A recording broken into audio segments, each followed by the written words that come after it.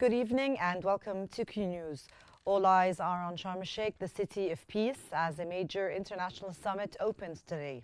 Co-chaired by the Egyptian President Abdel Fattah el-Sisi and US President Donald Trump, the gathering brings together more than 30 world leaders and representatives from major international organizations to consolidate the Gaza ceasefire and chart a new course towards lasting peace in the region. In this hour, our special coverage will focus on the summit's key developments and the path forward after the war, including the economic impact, the monumental cost of reconstruction, and the long-term repercussions for the entire region.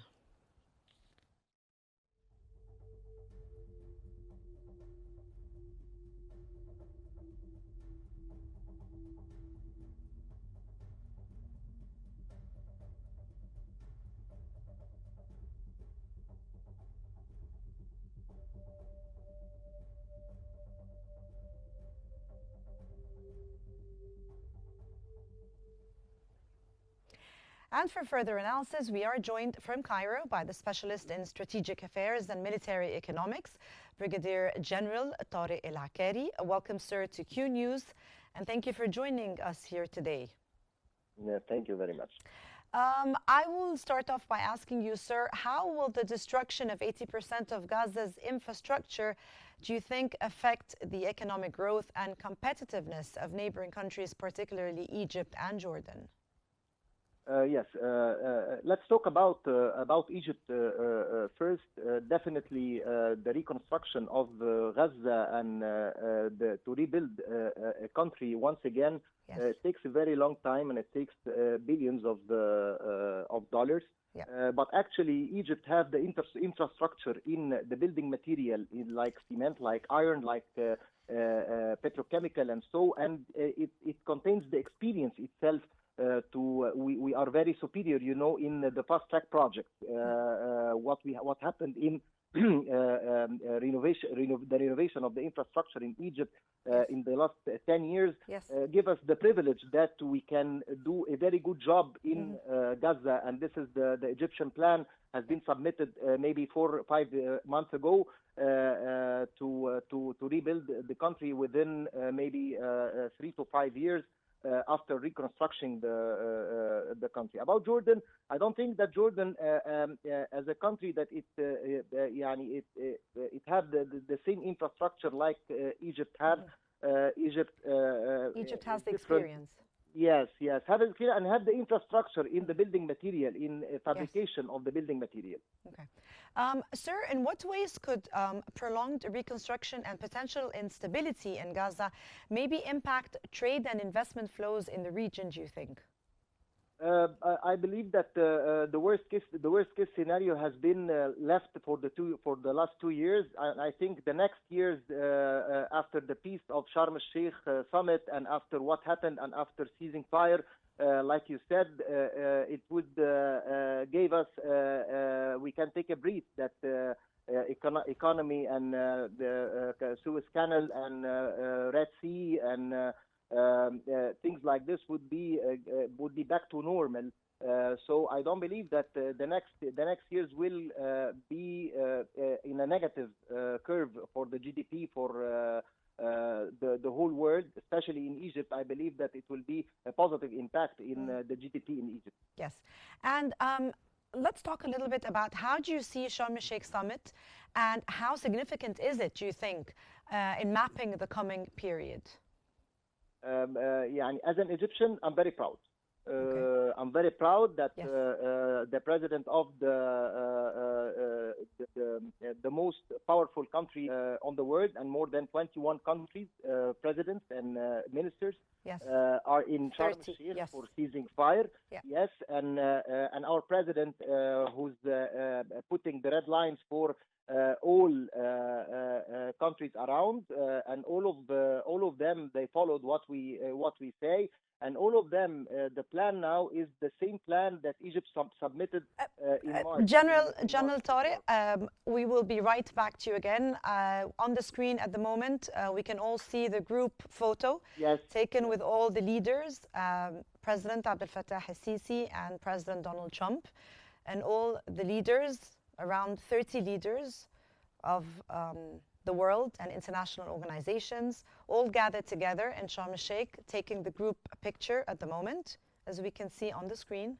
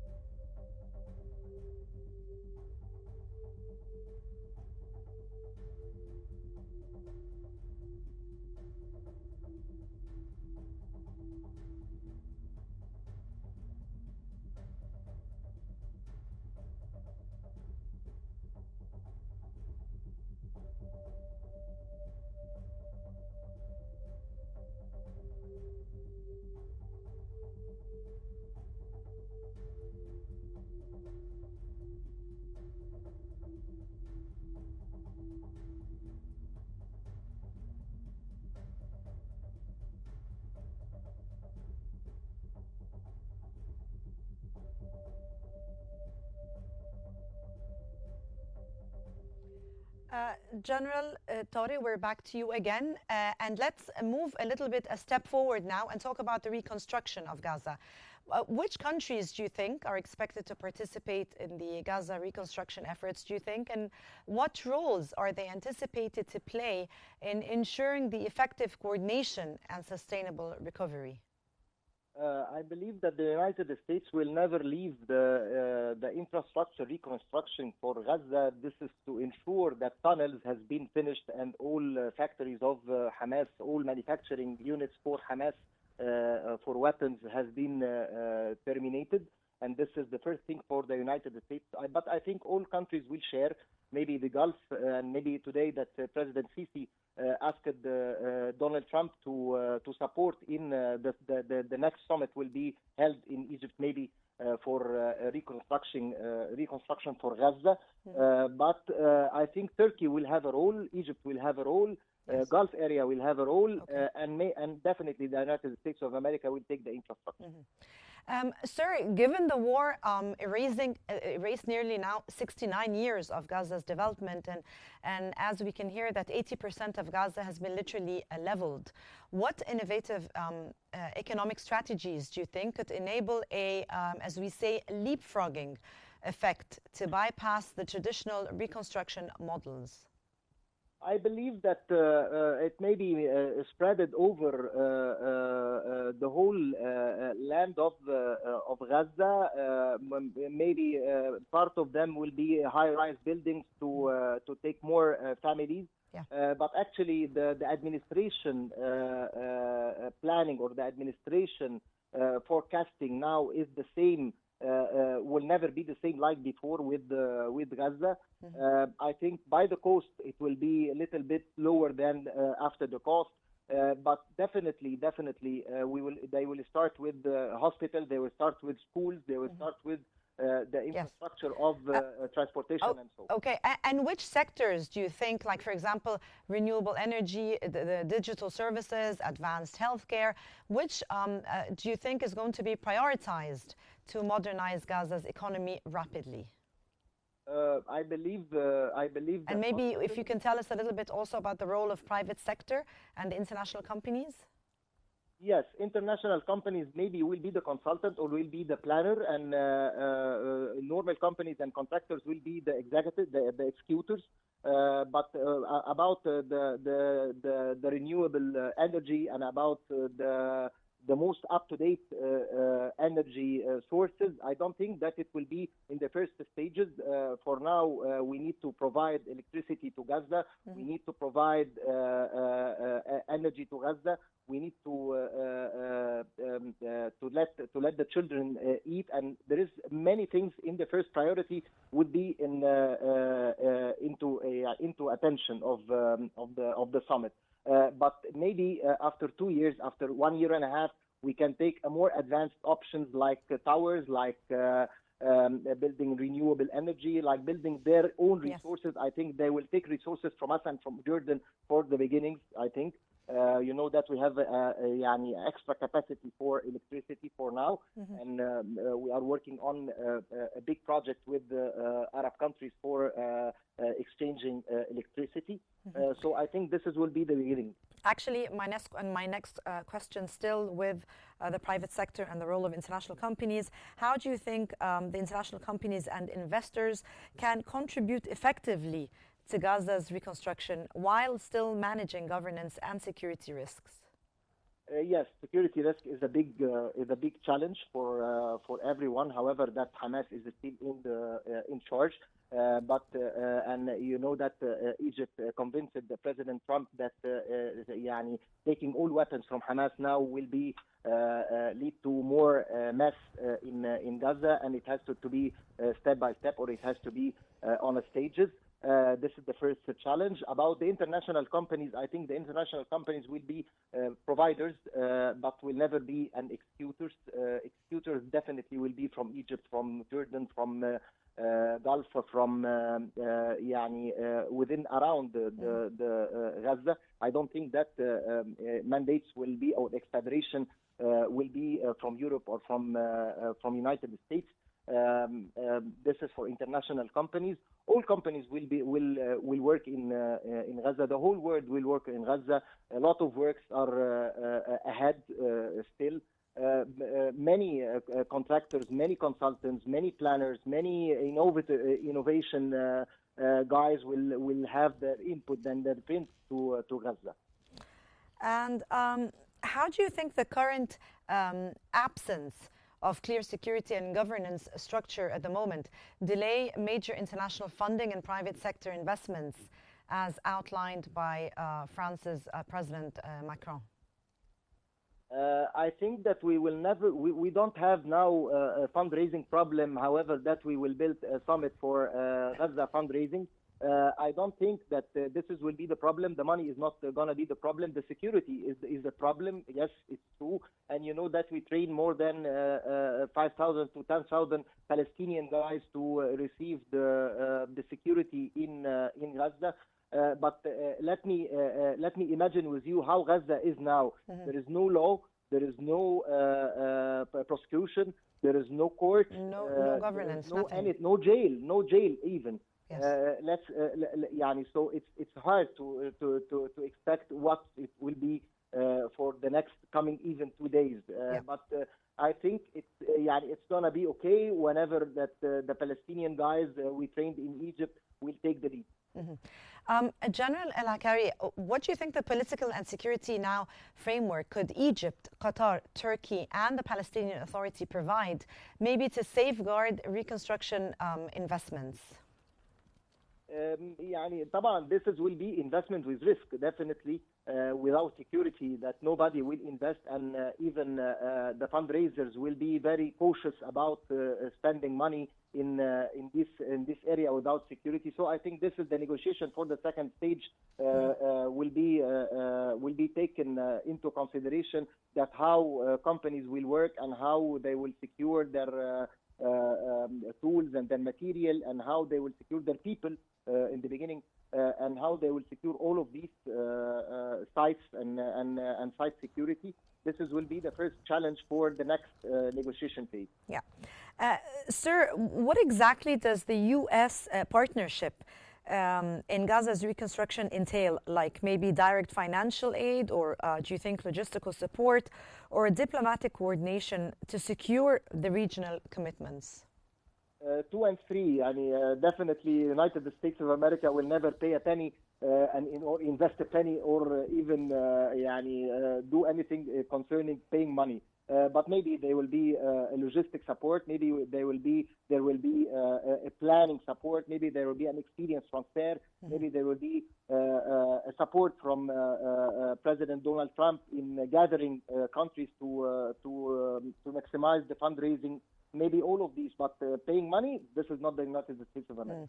Okay, now that was the US. And regarding maybe the UK, what do you think are the concrete outcomes that are expected from the UK's International Reconstruction Summit, maybe, and how effective can major development institutions, maybe like the World Bank and the EBRD, be amid ongoing security challenges? What would they be doing? Yes, yes. I think that France and England or Great Britain maybe will be in a diplomatic area will be very supporting in raising the Palestinian state. And this will get a direct fund from the International Bank and the international institutes in general. But up till now, we can do this. They can do this. That there is no government. You know that the separation between Hamas and Fatah and Rafah and Gaza and Palestinian people should have one government, one support, one head for the country to start having fundraising and to start having auditing and compliance. Yes. Without auditing and compliance, European people, American people will never pay a penny and will never give a support. How should the international community, do you think, balance the urgent humanitarian needs, maybe with the long-term reconstruction projects to ensure sustainable economic growth and job creation? Yes, this is a good question. Sustainability is very important in this phase. However, that we are starting to build a country from A to Z. There is no country at all, so we can build it from A to Z. Sustainability will do better, and we can take the experience from European people. You know that even in cement now, there is a green product in cement, there is a green product in energy, in everything. We have green products, and this will support to have an international company as a providers, not an executors again. And this will be very nice for Gaza people, but for the beginning, they will take anything just to start the hospital, that's to start feeding child and feeding people, and to start having energy, to start having fuel, to start having cars, to start having roads.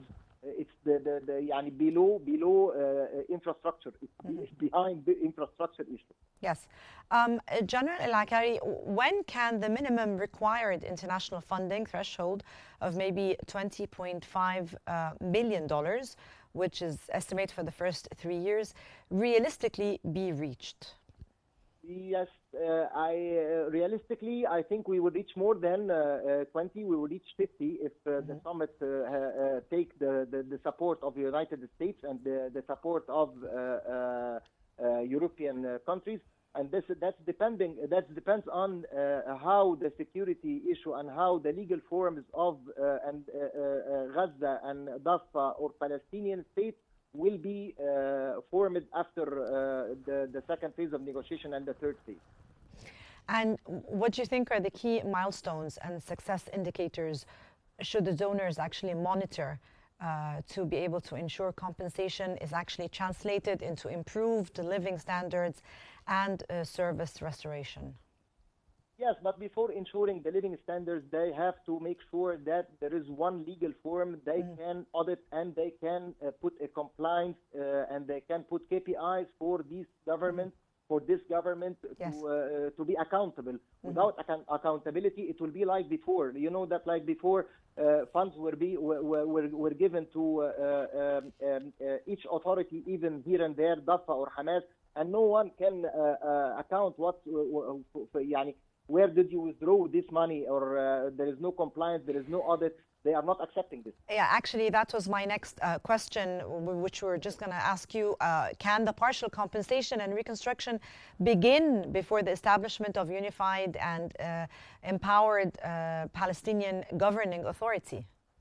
Yes, at least we will support the roadmap for rebuilding hospitals, rebuilding schools. You know that children had they lost maybe 2 years in education.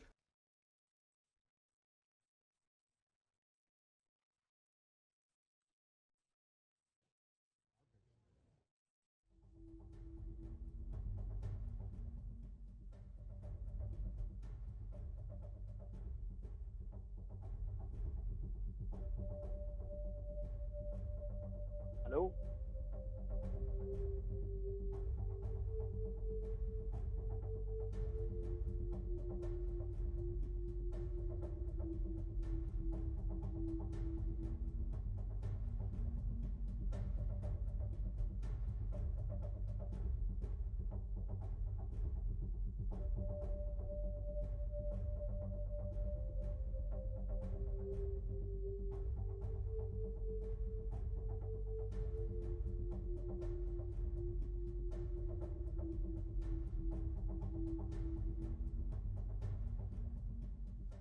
And from Cairo, that was the specialist in the strategic affairs and military economics, Brigadier General Tariq Al-Akari. Thank you so much, sir, for your insights and for joining us here today at special coverage at Q News. Thank you very much.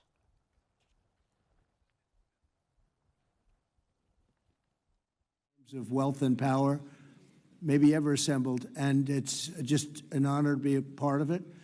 We're going to be signing a document that's going to spell out a lot of rules and regulations and lots of other things, and it's very comprehensive, but we've already signed documents in the Middle East and having to do with Israel and Hamas and just about everything else, and it's really working out incredibly well. The hostages, as you know, were let go on time, on schedule. The very sad situation of bodies, which was always a sad situation, and they're being sought out, and they're working with many different people, finding some were brought in and some were not, and they're working out to find out where those bodies are. It's hard to believe that you even have to say something like that. It's so sad. It's so sad. But what's not sad is that we have finally, after, I guess they say 3,000 years, I've heard from 3,000 years to 500 years, but whatever it is, it's a lot. But this was the one, this was the granddaddy of them all, and frankly, I thought this was probably going to be the toughest, and maybe in many ways it was, but we had a lot of good talent.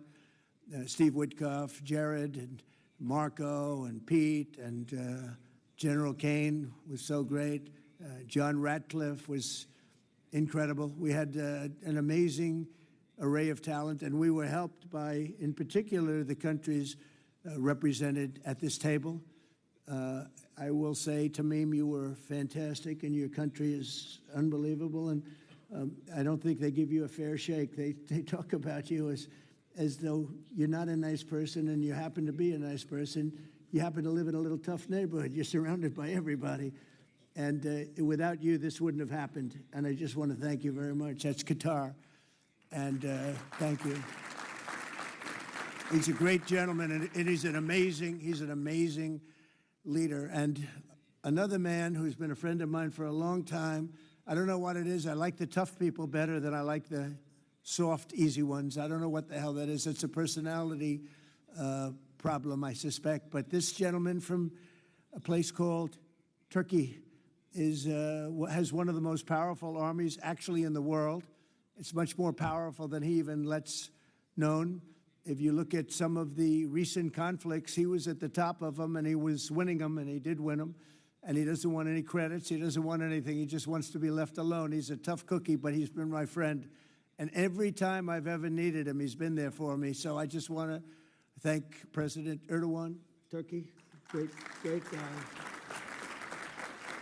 When NATO has a problem with him, because he is difficult, they call me. They said, would you do me a favor? Could you speak to Erdogan?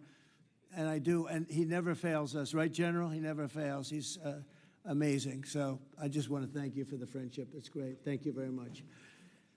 And then, of course, we have the host tonight, and I just want to thank you very much. There was a reason we chose Egypt, because you were very helpful. And very, very helpful. Everybody wanted to have this, but we really thought it was appropriate. And you are a great leader. You have very little crime. You have problems that other countries don't have. And, of course, nothing's perfect, but the job you do is amazing, and I want to thank you. Another one, he's been my friend right from the beginning. During the campaign against crooked Hillary Clinton, have you heard of her? We were both downstairs waiting to go up to meet this gentleman who has a place called Egypt, the oldest civilization. They say 6,000 years. China is 5,000 years, but you're actually number one, 6,000 years. Can you believe it? But the oldest, they say, civilization.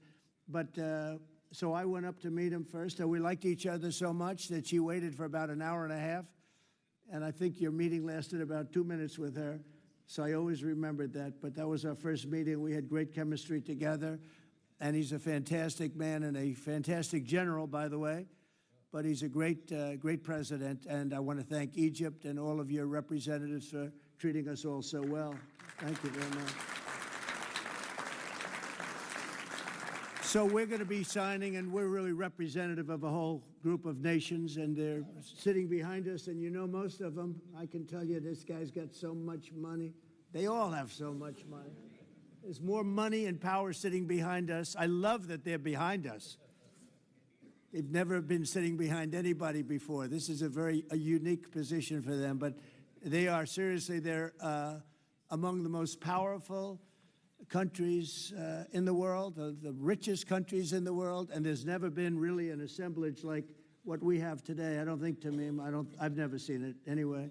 And I want to thank everybody for being with us. Here's a man, I just solved the war for him, Azerbaijan. Right, did I do a good job? Where's your compatriot here? Where's Arias? You two guys are still getting along, right? They fought for 32 years. In about 1 hour, we settled it, right? And they like each other now, too. It's good. That's great. I think it's great. Well, I want to thank everybody for being here. We have Italy. She's a very strong ruler. She's doing a great job. You're doing a great job. Thank you very much. There's so many. But we're actually going to be making a speech after this. So this is just a very important signing. But we're doing a signing, then we're doing a speech. And then I may stay behind with the leaders just to talk about that, some things without the press, without the media. But I want to thank the media for you've been so respectful on this deal. You know the importance of the deal, and I really, it was so pleasant to watch. I was on the plane for quite a while listening to the various newscasts, and they were all fair. They were talking about how incredible this is. This is an incredible day for the world, let alone the Middle East. So I just wanted to thank the media. They really treated it with respect. I wish you could be like that on other things, but that's perhaps too much to ask for. But on this, tremendous, everybody feels the same. Just tremendous respect, and we appreciate it very much. Can we get the documents, please? Okay. You will sign right here. Okay.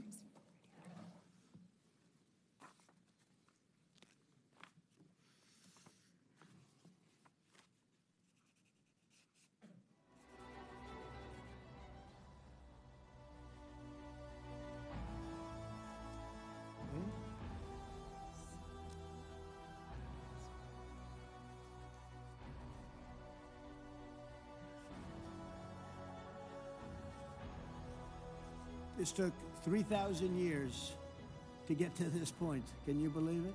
And it's going to hold up, too. It's going to hold up. Okay, thank you. I can use my pen. Have a pen? Can you use mine?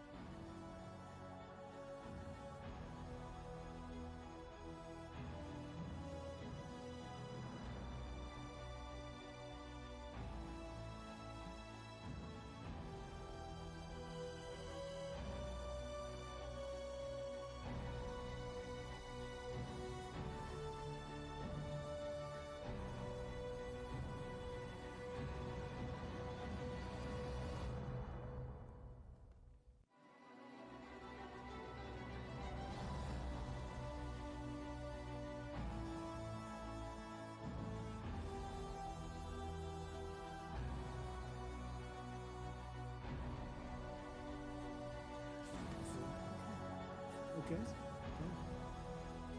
Okay. think we're going to hold it up. And hold up the signature page, yeah.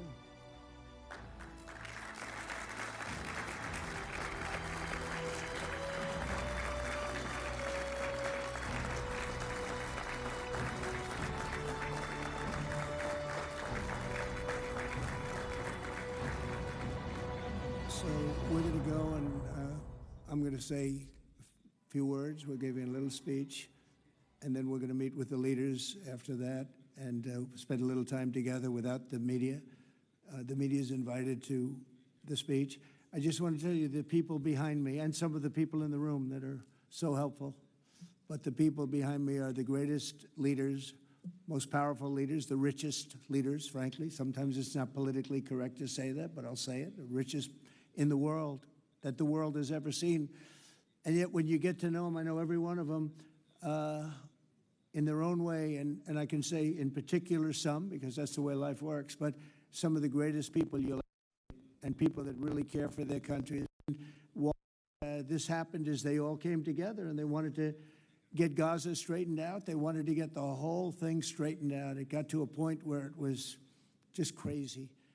And once they got together and once we started talking, it went really, Tamim, it went smoothly. It went so smoothly. You were such a big help, but it went so smoothly that nobody can even believe it, that we're sitting here and getting this all certified out and all done. And everybody's happy about it. Everybody's happy about it, like I've never seen before, actually. I've done other deals, and people don't care as much.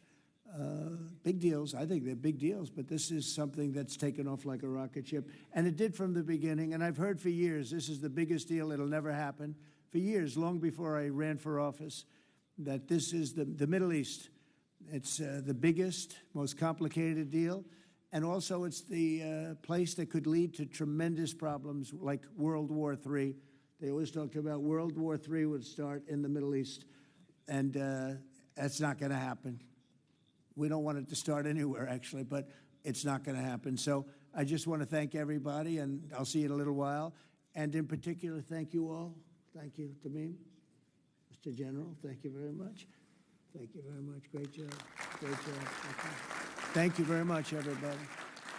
Thank you. Okay.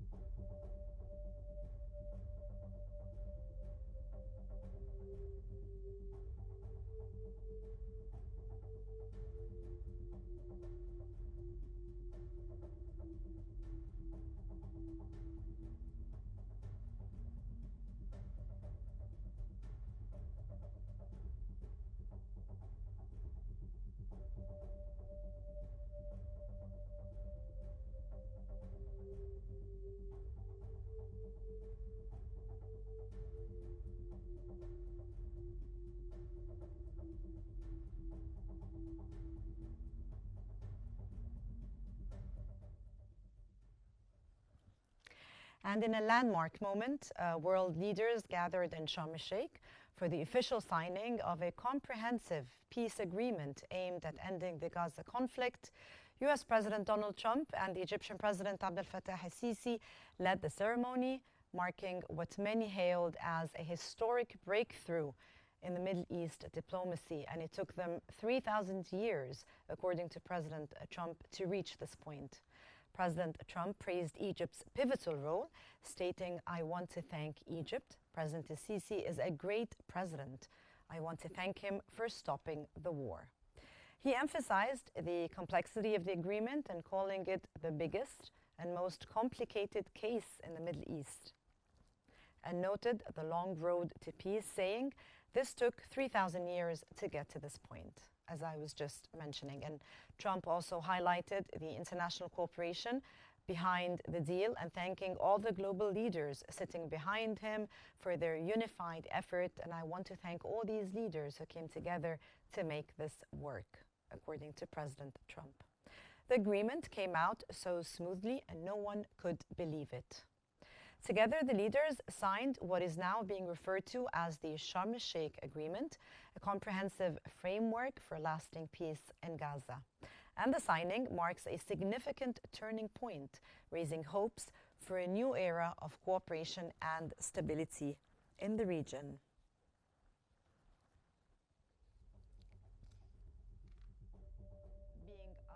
President Trump adding that President Sisi, and according to his quotation, he is saying that it's an incredible day for the world, and let alone the region. And he also, I would like to add, thanked the media, thanked all the leaders sitting behind him, and that this was an incredible and powerful moment, that it was a very rare, that just never happened. And he also said President el-Sisi being a great leader and amazing general. And with that, I would like to end today's edition of our special coverage for now, at the moment. But do stay with us. We are still covering, and stay with Q News as this story continues to unfold, and step by step and line by line as peace begins to find its voice. And don't forget to follow Q News on YouTube, Facebook, X, Instagram, and TikTok at Q News EG to stay informed. Thank you.